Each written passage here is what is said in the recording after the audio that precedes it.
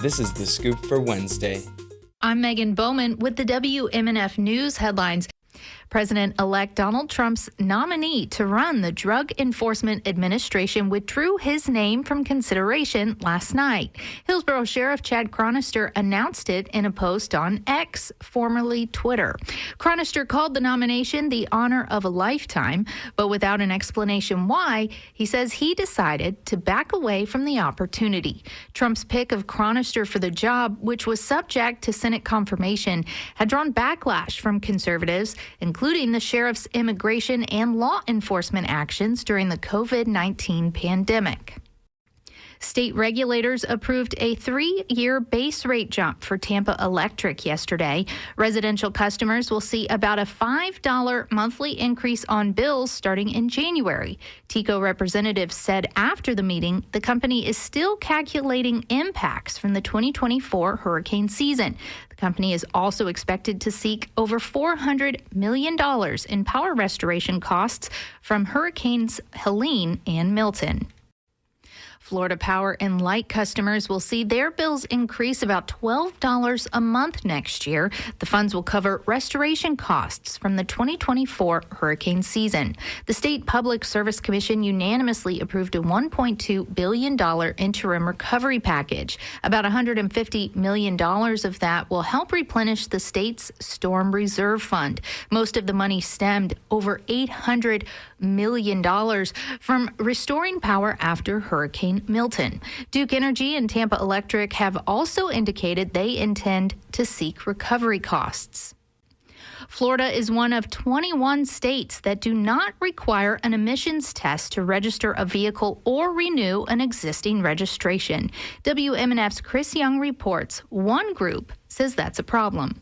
Former Governor Jeb Bush ended emissions testing for several counties in 2000. He said ending the $10 annual tailpipe test would save car owners tens of millions each year, calling it an unnecessary burden to drivers. But Glenn Compton, chairman of Minnesota 88, disagrees. If we were to look at the true cost that air pollution has on not only the environment but public health, we would find that vehicle emission inspections is a small cost to pay. Compton's group wants lawmakers to reintroduce the inspection in the 2025 legislative session.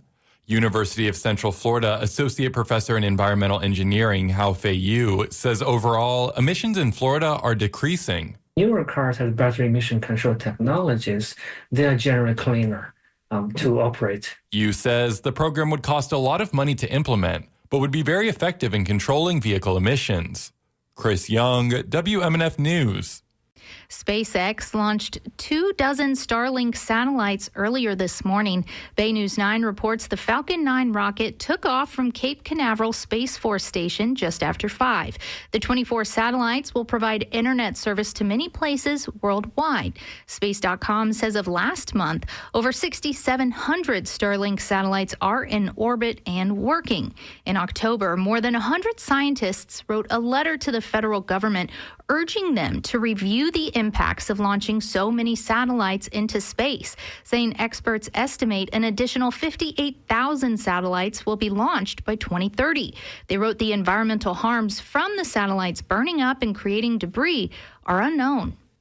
School zone cameras in Manatee County aimed at catching speeding drivers has issued about $600,000 in fines. The Bradenton Herald reports since the program began on the first day of school in August, it issued over 10,000 warnings. And since that warning period ended November 1st, more than 5,700 speeding tickets have been sent out. Now drivers going too fast in Bradenton area school zones will get a $100 fine. Cameras are active 30 minutes before school starts until 30 minutes after it ends. The National Weather Service says sunny skies today with a high around 68. It's chilly out there, and while temps will get just a tad warmer over the next few days, you don't need to hang up your jackets just yet. Expect cool temps to last throughout the rest of the week. The overnight low will drop to about 49 tonight. It's currently 41 degrees in Tampa. I'm Megan Bowman with the WMNF News headlines. This is The Scoop, recorded at WMNF Tampa.